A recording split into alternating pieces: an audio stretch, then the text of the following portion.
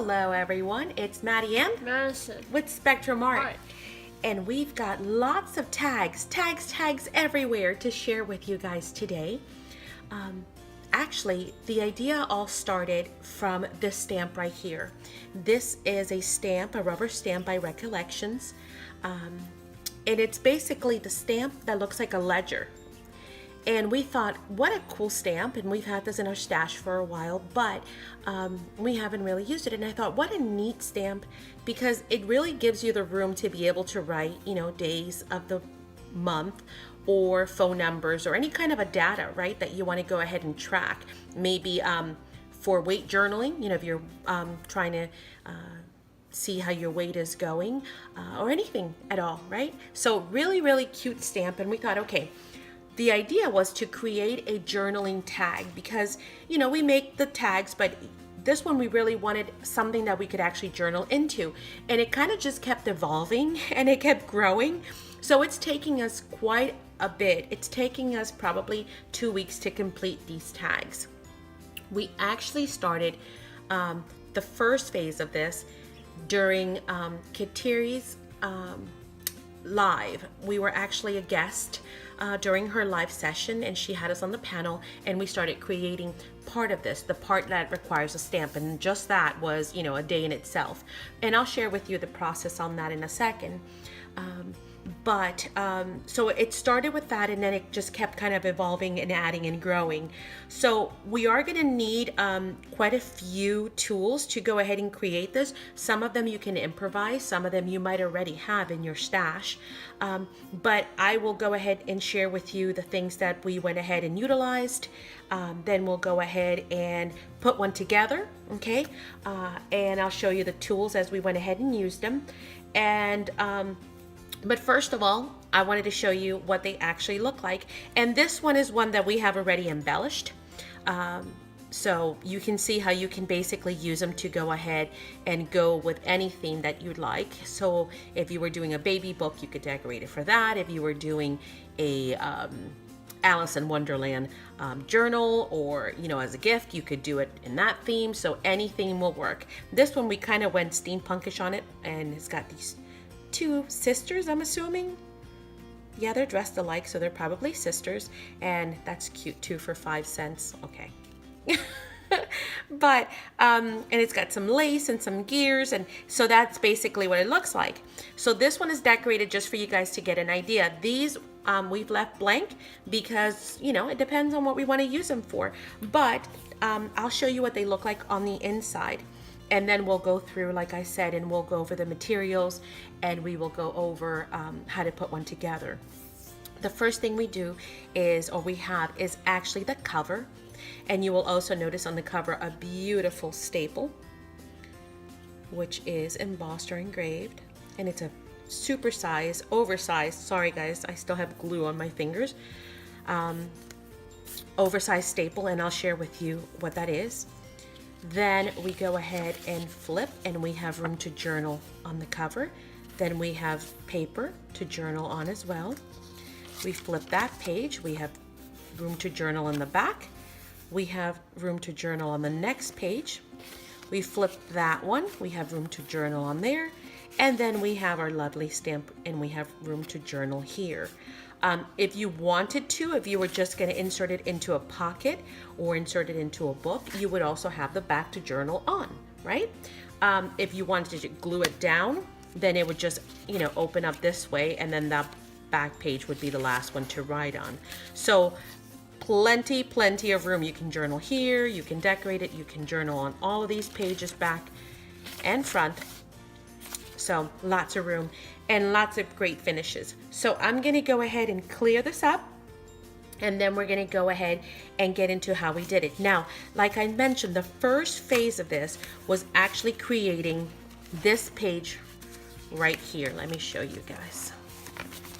I'll move these to the side. Was creating this page right here. And that in itself was, took some time, because what these are book pages. So we grabbed a plain old book that we were ready to destroy, right? That we no longer wanted or needed. And we used 3 different paints a brayer and a gel press to go ahead and create this faux tea dye on the paper. So this has not been tea dyed, it is actually faux, and it's done by utilizing multiple colors. You could of course do them in any color you'd like, but I'm gonna go ahead and link the video to the live where I actually created these backgrounds if you want to see how I achieved that using these tools right here. And just in case you're wondering, it's Spice Tan, AC Flesh, and Peaches and Cream, okay? So those were the 3 colors that we use. So the other thing you will need to do also for this, you will need a brush. In order to get these spots, let me get one that hasn't been put together so you guys can see a little bit better. To get these spots, what we did was we used a darker color, water it down a bit, and then use our brush and just kind of, you know, place some sprinkles and dots on it as well. We use our stamp, and then we use Stays On ink. And you do want to use Stays On because you're going to be, you know, you want to use a permanent ink. This is Ranger's archival ink. You're going to be playing with this, you're going to be gluing this down, you're going to be manipulating it, and the last thing you want to do is get something that is not permanent and you end up smudging it, okay? So all that was just to create this here. When we were done with the pages, we went ahead and basically just hand tore around the actual stamp, and then we went ahead and distressed the edges. So they've been distressed, so you'll also need some distressing ink and, you know, your tool, whichever tool you want to use. Some people like to use cosmetic sponges.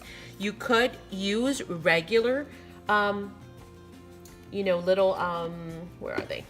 Like these. You could use one of, you know, one of these also to go around the edges and just simply, you know, create that distress look.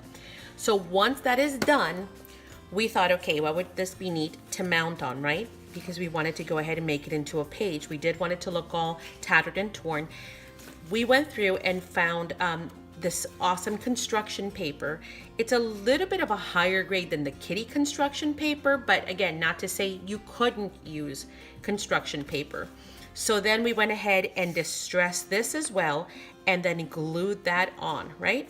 So let's go ahead and get to that point. I just wanted to get you to this point so that you guys understood how we got there. And like I said, I'll be linking the video. So if you do want to go ahead and watch how this was done, then you can go ahead and certainly play that back and be able to look at how that was done. Okay, so now we went through and we distressed this edge.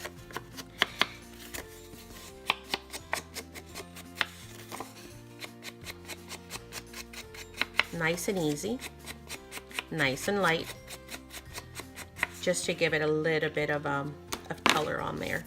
And then you can use your favorite glue. Since we're going to be working paper mostly, then you are, you know, you can use whatever glue you like, and you can use regular, you know, school glue, the white glue, or also known as PVA glue.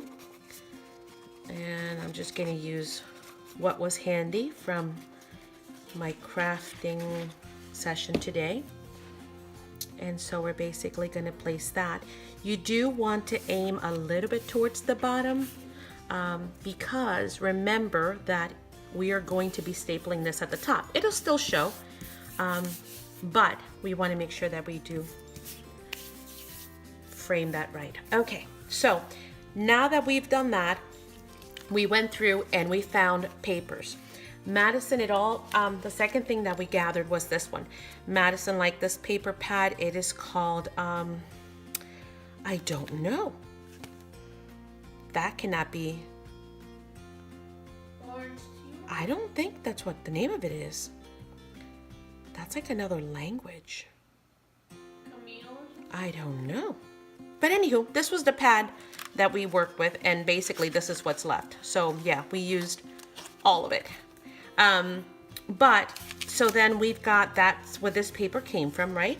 We went ahead and cut it to size, and these are really nice size for journaling because they're basically about 4 1/4 by almost 5. So let's say what's more than 4 3/4, but we'll say 4 3/4. So it's a really nice size journal that'll fit just about in every book, right? So, oh, let me just grab a book. So if you just grab any book, you know, they'll fit nicely in there if you wanted to, once again, either put them in a pocket or just glue them down. Okay, so once we did that, we went ahead and we cut our papers. We found this from the paper pad. We use this, which is really nice crinkle paper, and that's from this right here, okay? Then we went ahead and looked around and absolutely love this paper. We use 3/4 of the bottom to go ahead and get this off of there.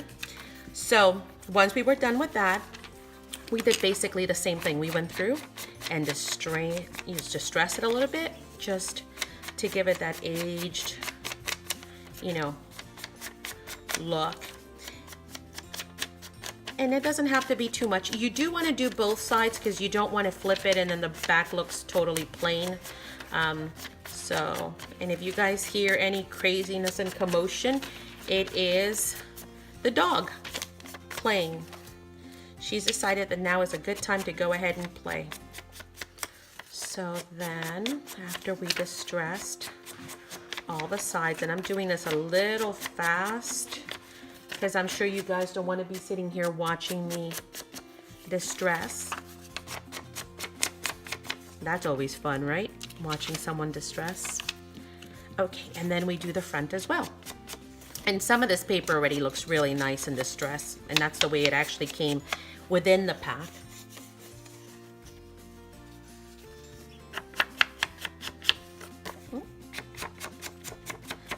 Doggy's going crazy. Okay, and the same thing here on the inside.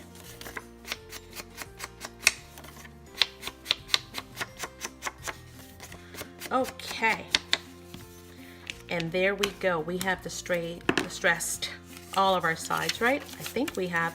Oh, okay.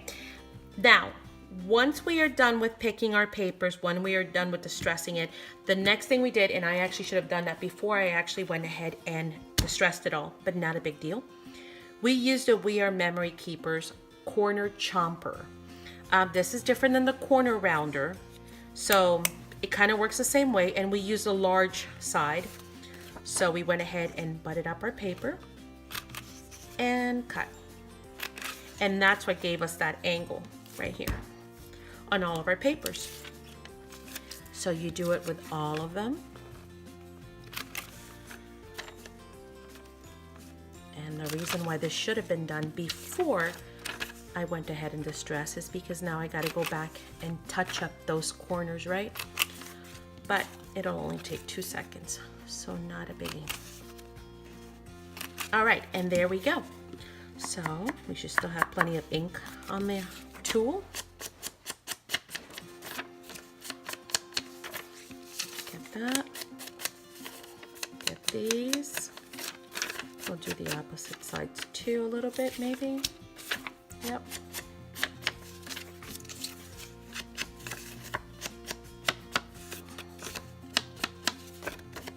And that one was kind of done already. Okay. Now, once we were done with that, we went ahead and put these together. And I know that it kind of seems like an easy process now because they're all kind of pre-cut, pre-measured. The papers have been selected. But you know, when you're actually doing it, for example, see that? I just realized that one has to be trimmed because for some reason it was cut a little bit too tall. So hang on 1 second, I'm gonna cut that.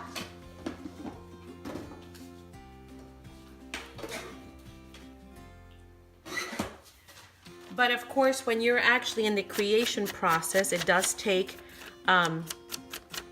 you know, it takes looking through your stuff, what you got, what's gonna work, what's gonna match, what's gonna feel good. Because again, some of these are nice and crinkled paper, some are a little bit sturdier. You know, you play with the colors, you play with the design, and then you finally come up with this. All right, we've trimmed our corners, we have distressed it all. We have glued down our papers. Now, we come to the phase where we're going to go ahead and use this bad boy. This is the EK Success Fastenater. Fastenater, yes. And it uses these really cool staples. And they look like this. And they sell them in different colors and in different designs. They have even some Disney ones, and so that's what they look like. And they are a little bit pricey. I wish I could tell you that the staples are cheap, but they're not. Is it a must-have tool?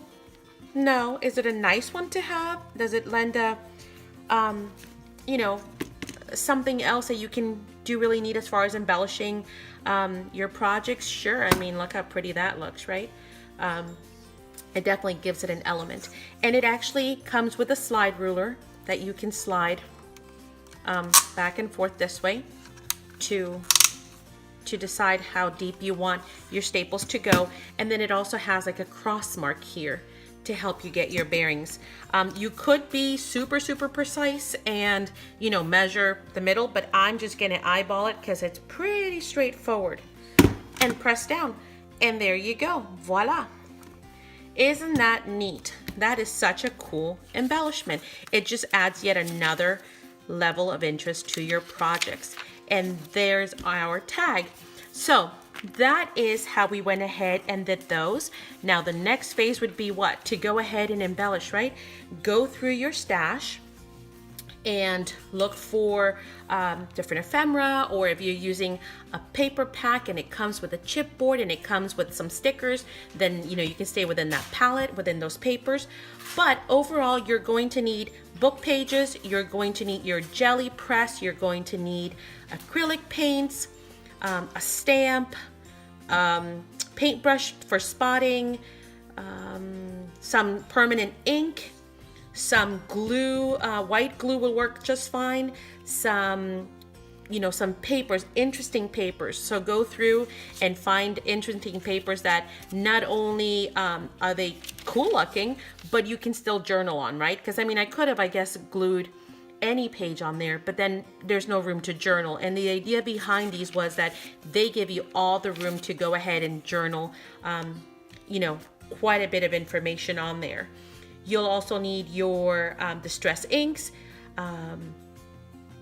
your, I already said brayer, and your embellishments, right? And then of course, something to cut your angles. And if you have an awesome stapler or, you know, some kind of nice embellishment, maybe if you use a regular stapler, you can put something on top of it, a button or something to kind of give it a little bit of you know, something on there. But that is how we achieve these. And now we have a nice stash to go ahead and add to journals or to share with friends, right? So we hope you have enjoyed the video. If you guys have any questions, please feel free to leave them below in the comments. As usual, we thank you for stopping in and checking out our videos and your ongoing support. And please be sure to subscribe, give us a thumbs up, and feel free to share the video, right? Remember, everyone can craft, so give it a go. Thanks so much. Bye.